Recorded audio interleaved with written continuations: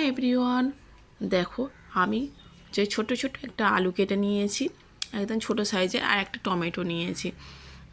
সাদা আলুর তরকারি করব মটরশুঁটি দিয়ে।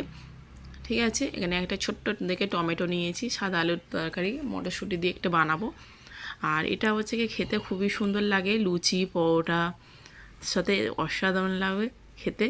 চলো আমরা কড়াইতে সাদা তেল দিয়ে দিলাম, সর্ষের তেল দিয়েও বানাতে পারেন, কোনো অসুবিধা নেই। সাদা তেল দিয়ে আমি বানাবো। কড়াইতে আমি প্রথমে সাদা তেল দিয়ে দিলাম, তারপরে দিয়ে দিলাম কালো জিরে ফোড়ন দিয়ে দিলাম।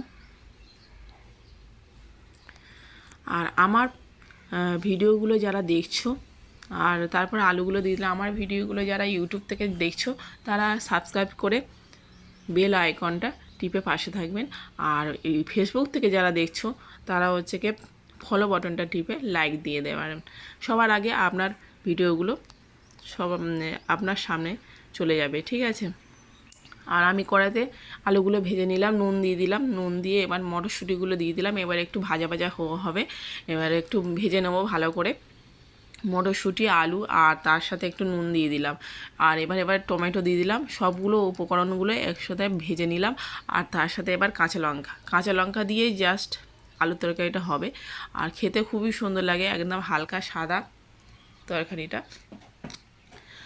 আর এদিকে আমার আলুগুলো সিদ্ধ হয়ে গেছে, ঢাকা দিয়ে দিয়েছিলাম। ঢাকাটা খুলে দেখি আলুগুলো সব সিদ্ধ হয়ে গেছে।